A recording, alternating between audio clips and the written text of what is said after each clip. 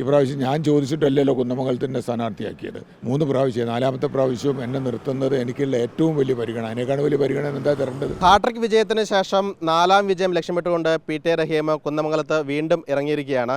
ഇത്തവണ കുന്നമംഗലം പിടിക്കുമെന്നാണ് ലീഗുകാർ പറയുന്നത്. ഈ നിയോജകമണ്ഡലത്തിൽ നടന്ന വികസന പ്രവർത്തനങ്ങൾ അടിസ്ഥാനപ്പെടുത്തിയിട്ട് ഇവിടെ ഇടതുപക്ഷം അല്ലാതെ ആരും ജയിക്കൂല. കാരണം അവർക്ക് അതിന് മുമ്പത്തെ അനുഭവങ്ങളുമുണ്ട്. വികസനം ആഗ്രഹിക്കുന്ന എല്ലാ ആളുകളും ഇടതുപക്ഷത്തിന് ഇവിടെ വോട്ട് ചെയ്യും എന്നുള്ള കാര്യത്തിൽ ഒരു തർക്കവുമില്ല. കുന്നമംഗലത്തെ ജനങ്ങളോട് പി.ടി. റഹീമിന് പറയാനുള്ളത് എന്താണ്? 4ാം വട്ടം മത്സരിക്കുകയാണ്. ഇനി എന്ത് ഗ്യാരണ്ടിയാണ് കുന്നമംഗലത്തെ ജനങ്ങൾക്ക് കൊടുക്കുന്നത്? കുന്നമംഗലത്തെ ജനങ്ങൾക്ക് ഇനിയും നമുക്ക് ഇവിടെ കുറേ റോഡുകൾ കൂടി BMBC ചെയ്യാനുണ്ട്.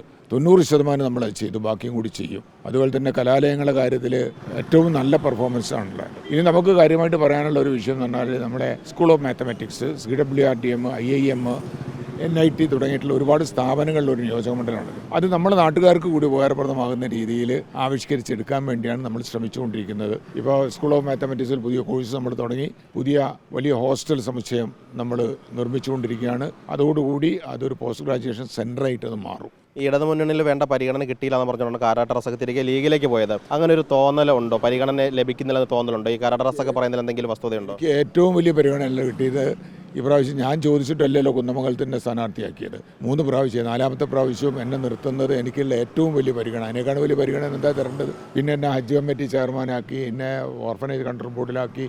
എനിക്ക് തന്നിട്ടുള്ള പല സാധനങ്ങളും വേണ്ടാന്ന് ഞാൻ പറഞ്ഞതാണ്. വഖഫ് ബോർഡ് ചെയർമാൻ സ്ഥാനം എനിക്ക് തരാൻ പറഞ്ഞു. ഞാൻ പറഞ്ഞു എനിക്ക് വേണ്ട, എനിക്ക് കഴിയില്ല, എനിക്ക് പലതും തന്നിട്ട് ഞാൻ വേണ്ടെന്നാണ് പറഞ്ഞത്. വീണ്ടും ഒരു പിണറായി വിജയൻ സർക്കാർ വരുവാണെങ്കിൽ ഒരു മന്ത്രിസ്ഥാനം, കഴിഞ്ഞ തവണക്കെ തന്നെ മന്ത്രിസ്ഥാനം ഇവിടുത്തെ കുന്നമംഗലത്തെ ആളുകൾ ആഗ്രഹിച്ചിരുന്നു. ഇത്തവണ അങ്ങനെ ജനങ്ങൾ ആഗ്രഹിക്കുന്നുണ്ടെന്ന് തോന്നുന്നു. ഇല്ല, 21 ആളല്ലേ ചെയ്യാൻ പറ്റൂ. കഴിഞ്ഞ പ്രാവശ്യം തന്നെ ഭാഗിച്ചു കൊടുത്തതാണ്. അപ്പോൾ കഴിഞ്ഞ പ്രാവശ്യം ഒന്നും ഒരു ചാൻസും അതിന് ഉണ്ട് എന്ന് എനിക്ക് തോന്നുന്നില്ല.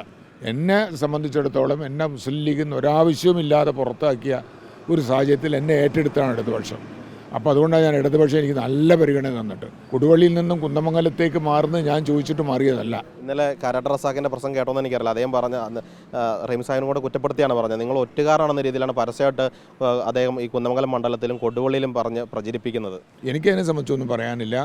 കാരണം ഞാൻ എൻ്റെ സംശുദ്ധമായ ഒരു സംവിധാനത്തിലാണ് ഞാൻ പോകുന്നത്. ഞാൻ ആ ഒരു കാര്യത്തിൽ തന്നെ ഉറച്ചു നിൽക്കും. ജനങ്ങളെ വിശ്വാസത്തിലെടുത്തുകൊണ്ടാണല്ലോ 4ാമത്തെ പ്രാവശ്യം ഇവിടെ തന്നെ നിൽക്കണം ജനങ്ങൾ പറയുന്നത്.